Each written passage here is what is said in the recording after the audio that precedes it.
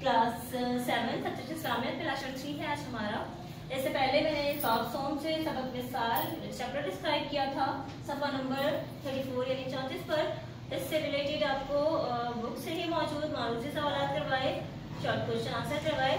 आज complete review देने के बाद आपको मजीद वर्कशीट देंगे, तो आए स्टार्ट करते हैं। जी स्टूडेंट, पेज नंबर 34 यानी 34 पर आ जाइए।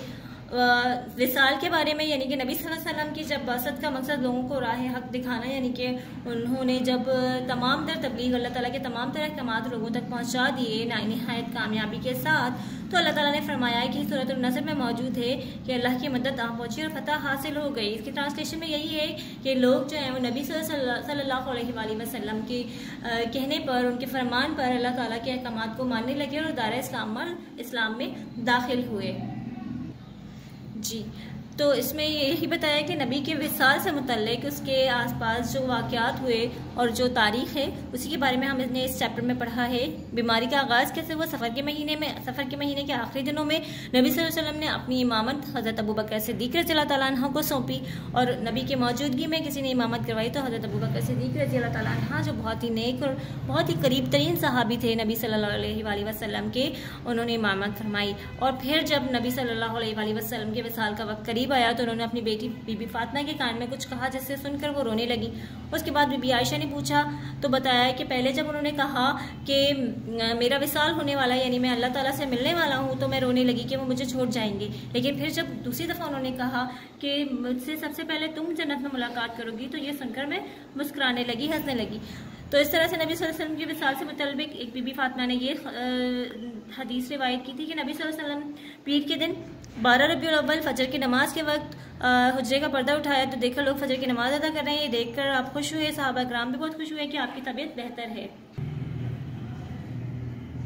जी स्टूडेंट्स, पेश नहीं कीजिए, पेज नंबर 36 पर आ जाएं। ख्याल ये था कि अब नबी की तबीयत बेहतर हो गई, लेकिन ऐसा कुछ नहीं है। रोज़ बरोज़ में इजाफा ही होता चला गया और नबी सल्लल्लाहु अलैहि वसल्लम का बुखार इतना तेज़ हो गया कि वो अपने चेहरे पर चादर मुबारक डालते और कभी हटाते। चेहरा मुबारक जो है वो बुखार की शिद्दत से सुर्ख हो रहा था, और आखिरी वक्त में नमाज, रोज़ा, ज़कात, गुलामों का ख्याल रखने की ताकीद और हाथ उठाकर उंगली की इशारे से फरमाया कि अल्लाह अल्लाह शान वाले रफ़ीक, आप इस दुनिया से रुखसत हुए। विसाल के वक्त आपकी उम्र मुबारक 63 ईयर्स थी, यानी कि 63 बरस थी। और नबी करीम के विसाल की खबर सुनकर मुसलमान सदमे से निढाल हो गए। किसी को यकीन ही नहीं आ रहा था। हज़रत उमर का तो ये हाल था कि उन्होंने तलवार निकाली और फरमाने लगा कि किसी ने कहा कि मोहम्मद का विसाल हो गया तो मैं इसकी गर्दन उड़ा दूंगा। ऐसे में हज़रत अबू बकर सिद्दीक़ की ज़ात मुसलमानों की तसल्ली का बायस बनी और उन्होंने सबको बहुत ही पुरसकून किया। फिर ये आयत जो है वो लोगों की ढारत बंधाती है कि इसका तर्जुमा है, और मोहम्मद तो सिर्फ अल्लाह के पैगंबर हैं, इनसे पहले पैगंबर भी गुजरे हैं, भला अगर ये मर जाए या मारे जाए तो हम उल्टे पाँव फिर जाओ। यानी कि हमें मजहब से तो नहीं फिरना चाहिए, लेकिन ये बात एक्सेप्ट कर लेना चाहिए कि हमारा जो बंदा भी है वो दुनिया से गुजर चुका है। ये सुनकर सहाबा किराम सब्र और तहम्मुल का मुजाहिरा करने लगे और हुजूर की कब्र मुबारक हज़रत आयशा सिद्दीक़ा के हुज्रे में बनाई गई है, और यही आपकी आखिरी आरामगाह है। आपका होमवर्क भी स्टूडेंट्स इसी से मुताल्लिक है।